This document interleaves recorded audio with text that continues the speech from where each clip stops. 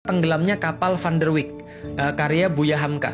Nah, maka di situ Buya Hamka menulis satu quotes yang saya ingat banget dari SMP sampai dengan sekarang. Dari sebelum saya masuk Islam sampai dengan sekarang, dan saya baru ngerti apa maksudnya setelah saya ngaji tentang Islam. Waktu dulu saya nggak ngerti sama sekali, tapi keren.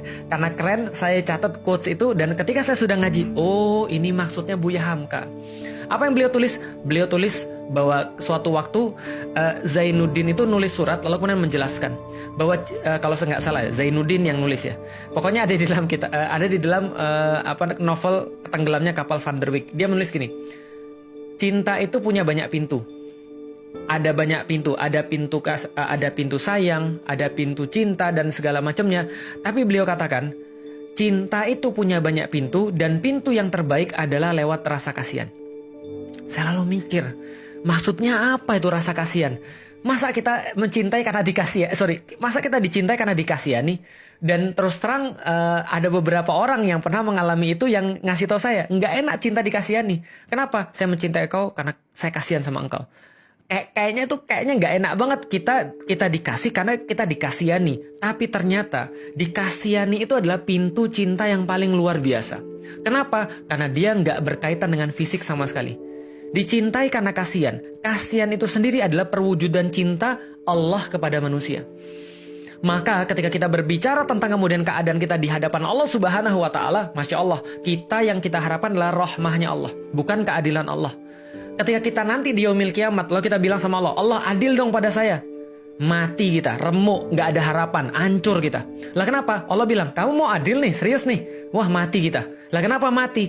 Karena kalau Allah adil pada kita, habis kita. Setiap perbuatan kita, amal-amal kita, Allah adil. Setiap kebaikan satu dibalas 10 taruhlah. Atau setiap kebaikan dihitung. Tapi kan belum tentu hidup kita tuh kemudian semua perbuatan-perbuatan kita perbuatan-perbuatan kita tuh sempurna. Sholat subuh tadi aja, wudhu kita, emang kita jamin bahwa wudhu kita benar?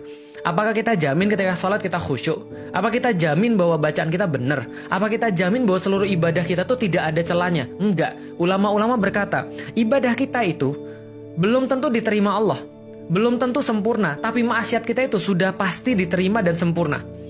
Artinya kalau kebaikan belum tentu sempurna, tapi maksiat sudah pasti sempurna. Mau mengharap Allah adil sama kita, matilah kita, rusaklah, remuklah kita. Lah makanya kita nggak mengharapkan Allah adil ketika di yaumil kiamat. Ketika yaumil hisab nanti, yang kita minta sama Allah, Allah jangan adil sama saya ya Allah. Jangan pakai sifatmu yang maha adil, pakai sifatmu yang rahmah ya Allah.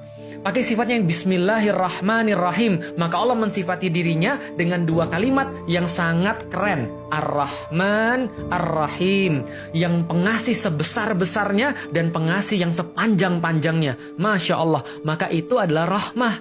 Maka rahmah adalah kesian. Kesian sebagaimana Allah pada hamba-hambanya, sebagaimana ibu pada anak-anaknya, itu rahmah. Maka seorang ibu yang hanya bisa ketika robek dagingnya, ketika kemudian mengucur deras darahnya, ketika hampir retak tulang-tulangnya, ketika berteriak dia ketika antum lahir, dia tersenyum, dia menangis bahagia, dia susuin antum, lalu kemudian dia merasa senang sekali, seolah-olah gak ada yang lebih senang daripada dia di dunia ini.